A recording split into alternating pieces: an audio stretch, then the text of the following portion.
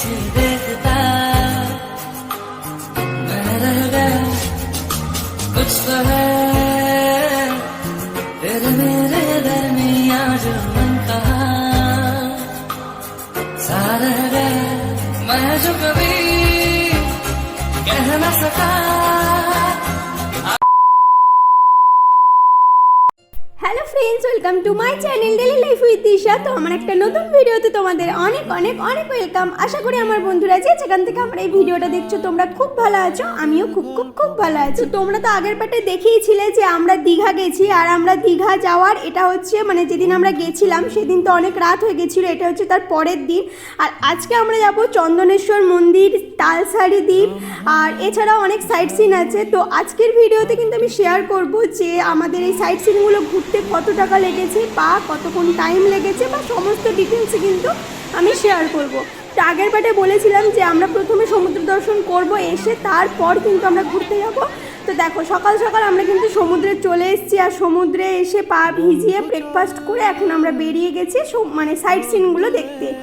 তো ওইখানে বাজার থেকে মানে দীঘার যে বাজারটা আছে মার্কেটটা, ওখান থেকে কিন্তু আমরা টোটো করেছিলাম, আর টোটোতে নিয়েছিল 450 টাকা। আমরা কিন্তু 4 জন গেছিলাম, 4 জনে নিয়েছিল 450 টাকা। তো প্রথমে যে মন্দিরটা তোমাদের দেখালাম ওটা হচ্ছে গোপাল মন্দির। তো এই মন্দিরের ভেতরে কিন্তু কোনো ভিডিও করতে দেয় না, তাই জন্য আমি ভেতরে কিছুই তোমাদের সাথে শেয়ার করতে পারলাম না। এখন যাচ্ছি আমরা চন্দনেশ্বর মন্দির। এটা কিন্তু দীঘাতে খুব একটা নাম করা আর খুব জাগ্রত একটা মন্দির। যারা তোমরা দীঘা বা দীঘা যাবে তারা অবশ্যই এই মন্দির থেকে ঘুরে এসো। কিন্তু দেখো বাইরে ঘুরতে এলে এই মন্দিরে কিন্তু একটু সাবধান থাকতেই হবে। তো আজকের ভিডিওতে আমি সেটা বলবো, অবশ্যই তোমাদের সাথে শেয়ার করব। তো দেখো এই হচ্ছে মন্দিরের গেট, আর সামনেই কিন্তু টোটোটা আমাদের দাঁড় করিয়ে দিয়েছিল একদম মন্দিরের সামনেই। আর আশেপাশে কিন্তু এরকম ছোট ছোট অনেক দোকান আছে যেখানে অনেক কিছু বিক্রি হচ্ছিল। আর এখানে যে মন্দিরের গেটটা দেখছো, এখানে কিন্তু ঢুকতেই আগে টিকিট লাগছে। তো আমাদের 4 জন আর 50 টাকা নিয়েছিল, আর আমরা বললো যে পুজো দেওয়ার জন্য, তো যদি পুজো দাও তাহলে কিন্তু আরও 50 টাকা এক্সট্রা লাগবে, মানে 100 টাকা। যারা শুধু দর্শন করতে আসছো তারা শুধু এন্ট্রি ফিটা দিলেই কিন্তু হয়ে যাবে। তো দেখো এখানে আমাদের একটা বড় ভুল হয়ে গেছিলো, যেটা আমরা না জেনেই করে ফেলেছি। এখন যে মন্দিরটা দেখতে পাচ্ছ এটা কিন্তু আসল মন্দির, মানে চন্দনেশ্বর শিব মন্দিরের এটা হচ্ছে মেন মন্দির আর কি। কিন্তু তার পাশেই দেখো আর একটা মন্দির আছে, যেটা তোমরা দেখতে পাচ্ছ সবুজ কালারের কালার করা আছে। তো ওই মন্দিরে কিন্তু কিছু মানুষ বসে আছে, আর পুজোর ডালিটা নিয়ে যাওয়া মাত্র তারা কিন্তু নিয়ে বসিয়ে বললো যে এখানে পুজো দিয়ে দাও, ভেতরে গিয়ে তোমরা জাস্ট প্রণামটা করে নেবে।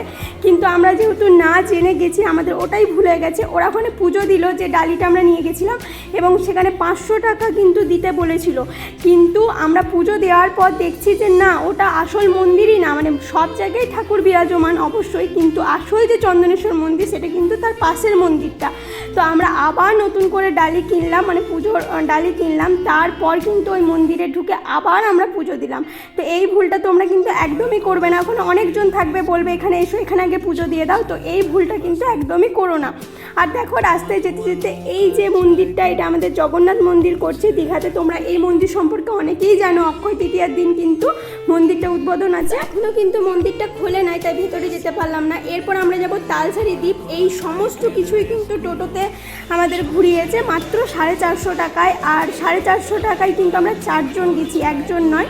সব কিছু ঘুরিয়েছে একদম 450 টাকায় আমাদের 4 জনকে। তো এখন আমরা এসেছি তালসারি দ্বীপে। তো তালসারি দ্বীপে আলাদা করে আমি তোমাদের সাথে নেক্সট পার্টে ভিডিও দেবো, কারণ তালসারি দ্বীপেও অনেক কিছু জানার আছে। এখানে নৌকা, বোট বা এখানে যে বাইকগুলো আছে কত কী টাকা নেয় বা সমস্ত কিছু ডিটেলসে কিন্তু তোমাদের সাথে নেক্সট পার্টে আমি শেয়ার করব। কারণ একটা পার্টে তোমাদেরকে যদি সবটা শেয়ার করতে যাই ভিডিওটা কিন্তু অনেকটা বড় হয়ে যাবে। তাই আজকে চন্দনেশ্বর মন্দিরটা দিয়ে আজকে ব্লগটা শেষ করলাম। তোমাদের কেমন লাগলো অবশ্যই জানিও, আর ভালো লেগে থাকলে একটা লাইক করে দিও। চলো টাটা।